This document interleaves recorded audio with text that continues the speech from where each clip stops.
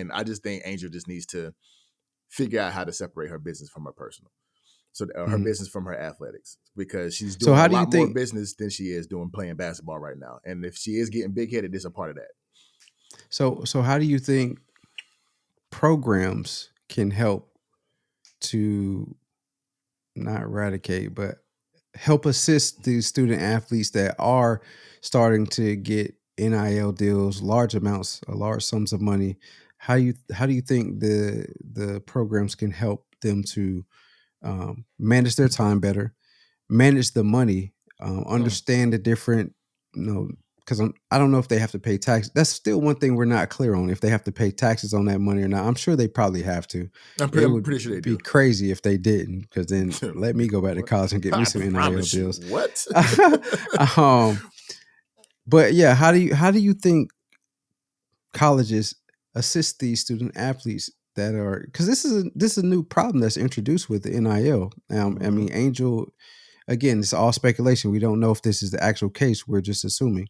But Angel would be one of the first known athletes to have this issue where they became a problem for the team because of their NIL deals. Yeah, I mean, so how do you? I've been speaking for a minute that from high school on, honestly, we need to have some kind of program where we teach these kids life skills, including money management, credit, investments, things of that nature. We need to start teaching these kids these things. A lot of things that we didn't learn as kids coming up, and we had to learn on the fly and, make our mistakes and learn from them. We need to have some kind of program to be able to teach these kids. And shoot, going into college all the way up to the professional. We talked about Joe Smith, how he blew $63 million. You know what I'm saying? So we even getting up to adult years, some people and professional athletes need to have these people around them to teach them how to manage their time and manage their money. And nobody has that. Nobody has that, right. Especially in our community. We have nobody to tell us how to manage our parents and our people that raised us don't even really know. They just doing it on the fly too. You know what I'm saying? So we need to have these programs for these kids coming up with these NIL deals. And, Angel Reese, I'm pretty sure she's going to the WNBA. So she needs somebody to go and tell her how to do these things. I believe she will. She's one of the best players in the country. Yeah, but the reason I say, or is she, is because she's been on record saying she's in no rush to get to the WNBA because of the NIL deals. She said it on the pivot. Yeah, because of the NIL deals that she's getting and the type of money she gets being in college and have the ability to get those NIL deals. And she makes more money than WNBA players. So is she going to the WNBA? I mean, so let me say this. I don't know how NIL works in and out. So this is honestly speculation. It's just my opinion. But once you leave that university, once you graduate, I'm pretty sure those NILs cancel unless they have but you've already accumulated that money. So unless she's managing her money correctly now, that money gonna run out.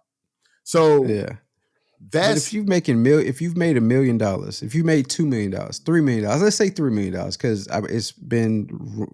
They say that Archie Manning has $5 million, Shedeur Sanders has $5+ million, Bronny James has $3 million in NIL deals. As a female athlete who they don't make millions of dollars typically playing professional sports in the United States, if you've made $3 million in NIL deals in college, is it worth going to the WNBA or going professional? If you love the sport that you play, she gonna go. That's what I'm saying. And this is the question, and this is where we always show it. Do they really love the sport? Really love the sport. That's true. But I think if that, but that's all assuming that she's managing her money correctly. That's all assuming that. And if she is, good for her. Wonderful. But if she's not, which, if I'm being perfectly honest with you, for what she posts, she don't seem like she is, to be perfectly honest. But I can't say that. That's just my opinion. But if she's managing her money correctly, then she ain't in no rush. But once she leaves the University of Louisiana State University, once she leaves that university, those NILs gone. So she gonna have to do something to make some more money. She got the money. But if she got the money, she got the money. And if she, I know, I'm pretty sure she's got TikTok deals where she's making bread. She got Instagram deals where she's making bread. She's got social media deals all over the place. So she's gonna be able to Yeah. have bread moving forward if she does not want to go to WNBA. But as an athlete, I gotta assume she gonna want to go because she love the game. You feel me? But does she really? That's always the question. Yeah. That's always the question. But and this is not just for Angel. This is a question we ask for a lot of athletes, especially with a lot of the conversations that we've had and hearing some of other athletes say players don't love the game like they used to. Or they like so, you think they do. Yeah, for real. Like you think they do. There but see, that raises this question too, D-Lo. Because in men's, well, I'm pretty sure it's women's sports too, especially basketball. They got that 1 year rule where you have to go to college for 1 year to go to the pros. Mm-hmm. Does the NIL change that in a way that we gonna see more phenoms being seniors now? Because I always like most people before NIL, you knew who was gonna be one and done. Your John Walls of the world, you know what I'm saying, your Boogie Cousins of the world, all of those guys who went to college just for that 1 year to get to the league. Or you had your Brandon Jennings who didn't want to go to college. He went overseas and then went to the league because he had to do that 1 year out of high school. So it's like, are we gonna see more seniors because they're gonna be getting so much more money in college with NIL than they possibly would be making in the league? So I think it depends on the person. I'm going to say it's 50-50 still for me, because kids love basketball, football, whatever respective sport that they're playing, up until it gets to the point where the things that they're asked to do is more than what they anticipated and what they expected. But the big factor in a lot of it is kids don't like school. So and being the fact that you're still required to go to school and be eligible, which is a speculation that we've been discussing with Angel right now, because you still have that element and that requirement is one reason why I'm like it's 50-50. If they enjoy school, if they can tolerate it, if they can remain eligible, I think you may see more kids become seniors and stay in school longer, to, as long as they're also making money in the NIL deal. But you'll still have those that'll be like, nah, this ain't for me. I'm out. I'm going to get my millions in the league, and I don't have to worry about schoolwork or anything else. Just practice and studying the playbook and all that stuff. So I don't know. I think it's still 50-50. I can concede that. I can concede it because I just came up with that question here just a minute ago. Like, dang, that would make that rule, you know what I'm saying, like not necessarily insignificant, but I was thinking you're gonna see more seniors, but you're right though, that school element of it is what kids don't really mess with.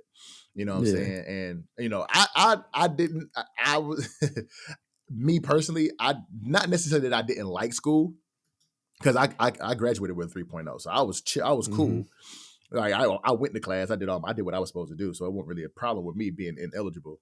But did I want to go to class? Hell no. Especially coming off of like a Saturday where we just had a crazy game and we traveled, and now it's Sunday. We're gonna get into Sunday night. I had to stay up late to do homework and all that. Like, bruh, like I can't. It was tough, especially playing two sports, nigga. That was crazy. But I can see how that 1 year rule. But getting back to Angel. But I mean, hopefully she gets her act together, and whatever it is behind the scenes that she is doing, she can kind of rectify the situation and get back on the court. Because LSU, in all respects, LSU needs her on the court. Like I said, she's one of the best players in women's basketball right now, college basketball right now. So they need her on the court to be successful. I bid them good luck out there in the Cayman Islands without Angel, but we got to see how that thing go, bro. Yeah, I'll say, wrap it up with kind of what I mentioned earlier. Again, we don't know what it is that is causing this issue of her not dressing out, her not playing. If it is the grades, okay, Angel, let's focus on what we need to focus on, and get back to what you need to do. I've had issues when I was playing. I had I had to sit out spring practice. No, not spring practice. I had to sit out a couple practices because of grades or something like that in college. But if it's not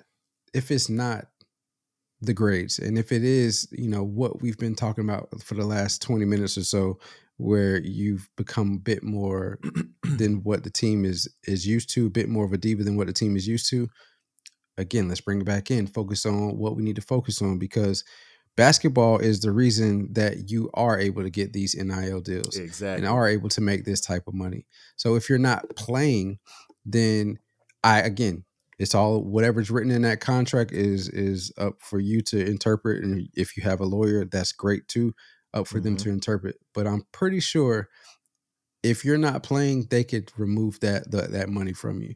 So For sure. let's remember, let's focus on what we need to focus on and get back right, because I would hate for you to be the first story of how you rise and fall of a prominent player in the NIL contracts. Thank you for watching this video. If you've made it this far and you like what you see, there's a video on the screen right here. Make sure you click that and view that. We think you're going to love it. Also, we got the 500 subscriber goal going on right now, so y'all need to help us get there. So hit that button right there to subscribe right now. And we on all your streaming platforms, wherever you find your podcast.